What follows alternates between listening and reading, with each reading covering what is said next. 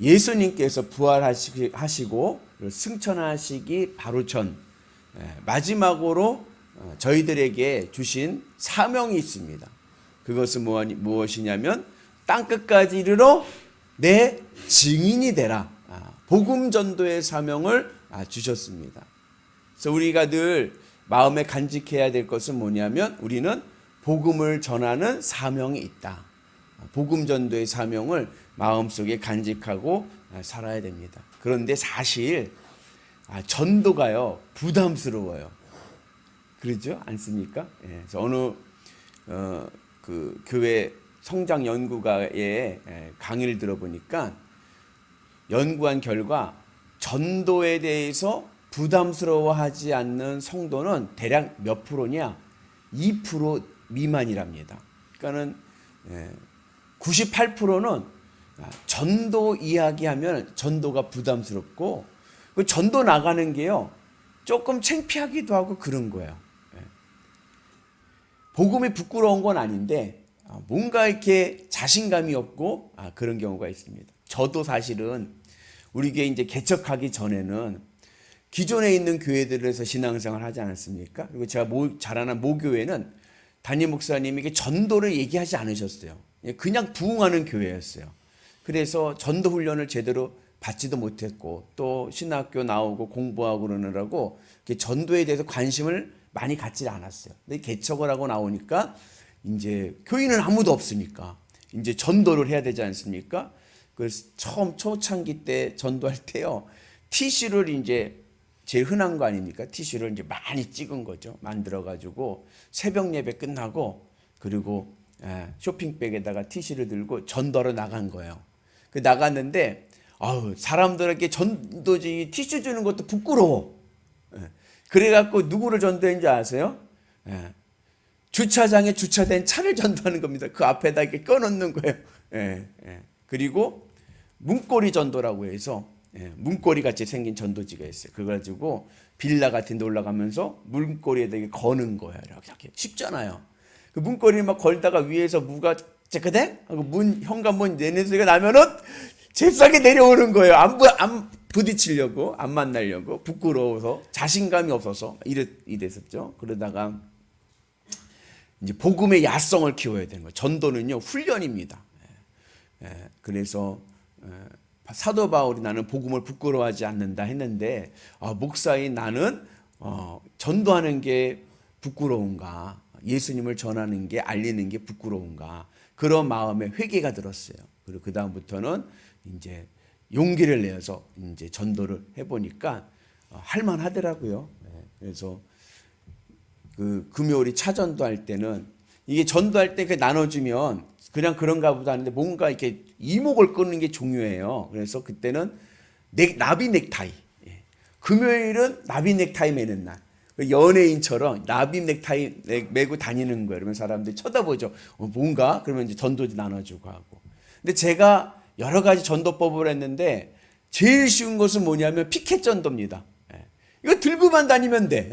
그죠? 뭐 말할 것도 없고 뭐 누구 전할 것도 없어. 그리고 좀 쑥스러우면 마스크 끼면 돼요. 요즘 마스크 끼니까. 그러면 알아보지도 못해요. 우리는 또 모자도 있잖아요. 유니폼 있잖아요. 유니폼 모자 쫙 눌렀으면 또 못 알아봐요. 저 피켓 전도 들고 있으면 되니까. 세상에서 제일 쉬운 전도 피켓 전도. 그래서 거기에 이제 우리 유니폼을 입는 이유는 제가 노란 모자에 유니폼을 입고 파란 모자죠, 그죠? 파란 모자 유니폼을 입고 다니는 것은 보라는 거예요. 이렇게 이목을 주는 거예요. 저 사람은 뭔데 저 유니폼 같은 거 입고 다니지? 파란 모자 쓰고 그리고 다니면은 한 번이라도 더 보죠. 그러면은 우리 그 피켓 전도도 POP로 예쁘게 잘 써놓지 않습니까? 그것을 보고 사람들이 이제 보게끔 하는 거죠. 제일 힘든 전도는 뭐냐? 아파트 전도입니다. 아파트 전도 뭐냐면 초인종을 누르는 거야. 그 이제 빌라나 아파트 데 가가지고 초인종을 눌러요. 그러면 띵동 띵동 누르면은 안에서 이제 인기척이 오죠. 누구세요? 그러면 그때 이제 어느 교회에서 왔어요? 예수 믿으세요? 문을 안 열어줘요. 뭐라냐면은 쓰레기 종량제 봉투 드리러 왔어요 하면 엽니다.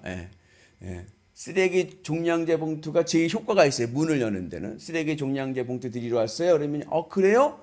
그리고 이제 문을 딱 열어요. 그러면은 발을 그 문 연 사이에다 싹 집어넣어야 돼. 왜? 문을 못 닫게. 예. 그리고서는 이제 이야기하는 거예요. 안녕하세요. 예, 저는 영일교회에서 민복기 목사라고 하는데 저희 교회에서 쓰레기 종량제 봉투 드리러 왔어요. 예, 그리고 이제 이야기하는 거죠. 그러면서 이제 교회 다녀보셨냐 하면은 거의 우리나라 사람들은 주일학교 때부터 한 번은 다녀봤어. 90% 이상은. 그러면서 이야기하면서 목이 좀 마르는데 물 한 잔 마실 수 있을까요? 그러면서 물 들어 간 사이에 들어와 있는 거죠. 현관 안으로. 그러다가 이제 잠깐 앉았다 가도 될까요? 그러면 이제 거기서 이제 반응이 나오죠. 그래가지고 앉아서 이야기하면서 이제 복음을 전하기도 하고 하는데 이거는 쉽지 않습니다. 문전박대 당할 때도 있고 막 욕하는 분도 있고요. 막 짜증내는 분들, 화를 내는 분들도 있어요. 그래서 처음에 이제 우리 전도할 때, 아파트 전도할 때, 우리 이제 다 전도학교에 할 때 이제 우리 교인들 이제 데리고 가잖아요. 그럼 제가 목사니까 제가 처음 시범을 보여줘야 되잖아요. 같이 가면서 제가 누르고 하는데 처음 할 때는 얼마나 떨리든지요. 초인종을 누르면서 속으로 마음으로 이렇게 기도해요. 아무도 없게 하옵소서. 누르면 아무도 없으면 그 넘어가잖아요. 근데 요즘에는 이제 그 아파트의 밑에 현관에 잠금 장치가 되어 있어요. 그래서 들어가기가 어려워요. 그럴 때는 그 아파트를 잘 파악을 해가지고 그 아파트 안에 내조자가 있어야 됩니다. 그 비밀번호를 가르쳐 줄 수 있는 내조자가 있어야 돼요. 그래서 이게 꼭 우리 교회 교인이 아니더라도 다른 교회 교인이라도 또 교회에 또 관심 있는 분들이 있어요. 그래서 잘 내조자를 관계를 해가지고 비밀번호를 알아가지고 들어가서 이제 하기도 하고 그렇죠. 그리고 이제 관계전도, 제일 효과적인 전도는 관계전도입니다. 그러니까는 인간관계 속에서 서로 잘 알면 전도하기 쉬워요. 이번에 우리 한옥자 성도님, 우리 김순정 권사님께서 전도하셨지 않습니까? 같이 조리사 같이 하면서 관계가 좋으니까 언니 동생 하다 보니까 복음 전하기 쉬운 거예요. 그래서 관계전도. 이제 관계전도는 한국 사람이 가지고 있는 독특한 정서가 있습니다. 그게 뭐냐면 정이에요, 정. 한국 사람들은요, 정에 약해요.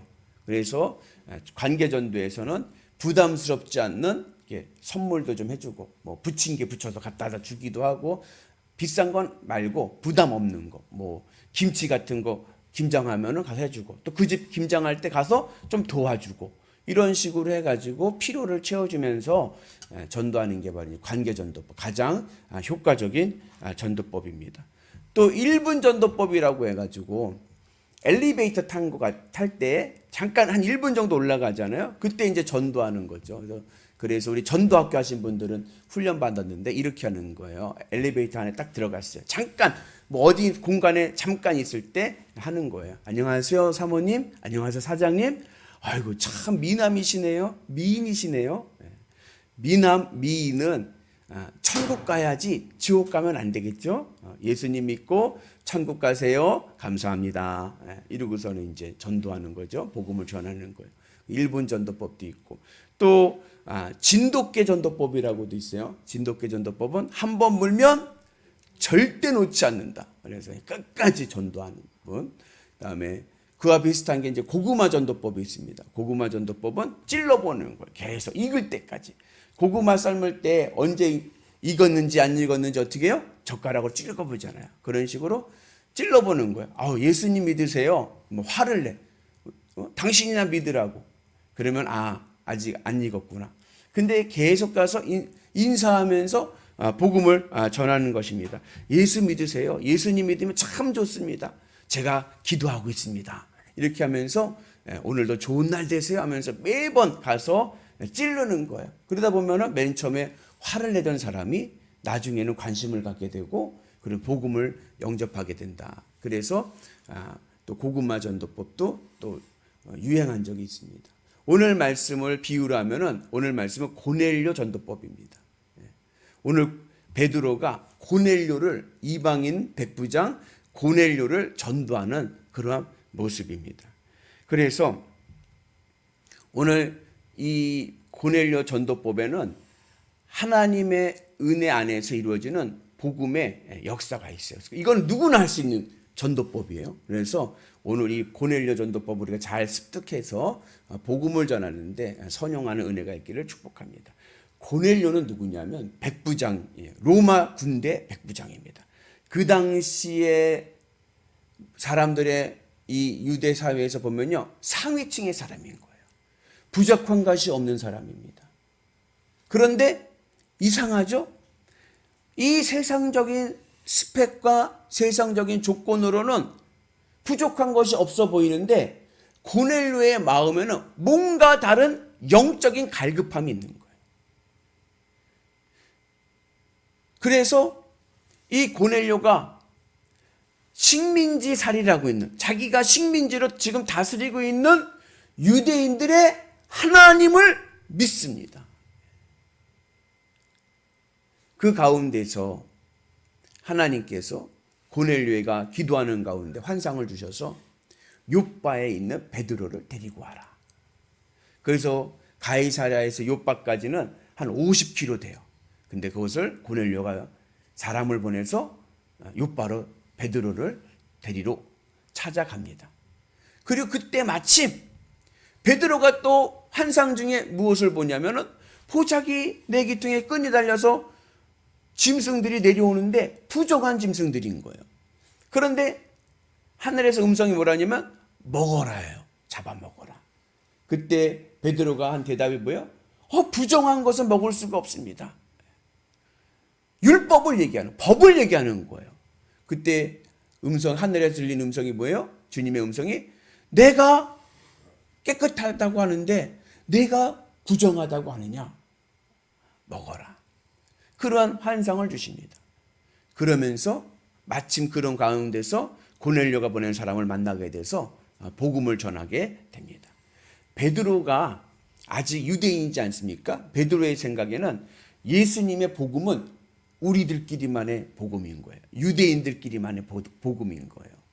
근데 그 우리들끼리, 유대인들끼리 예수 믿고 구원받을 생각을 하고 있었는데 하나님께서요, 이 복음의 구원의 지경을 넓히시는 거예요.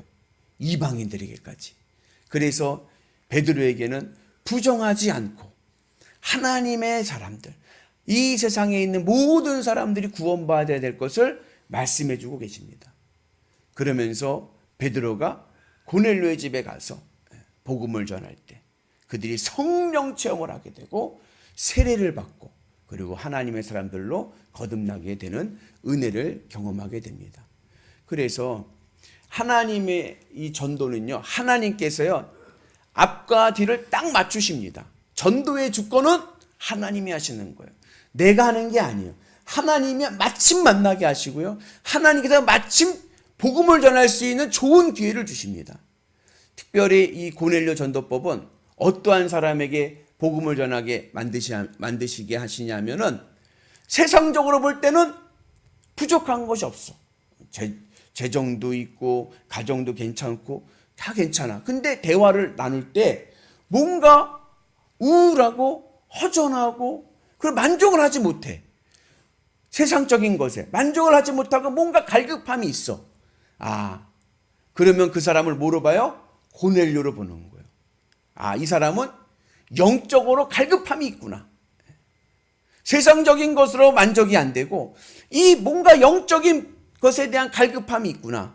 그런 사람들에게 예수님의 십자가 복음을 전하면 그 사람이 거듭나서 고넬료와 같이 하나님의 사람 될 줄로 믿습니다. 그래서 우리가 이렇게 나가서 전도하고 아파트 벨 누르고 부담스럽고 힘들지만 이건 너무 쉬워요. 왜냐하면 가까이 있는 분들 있잖아요.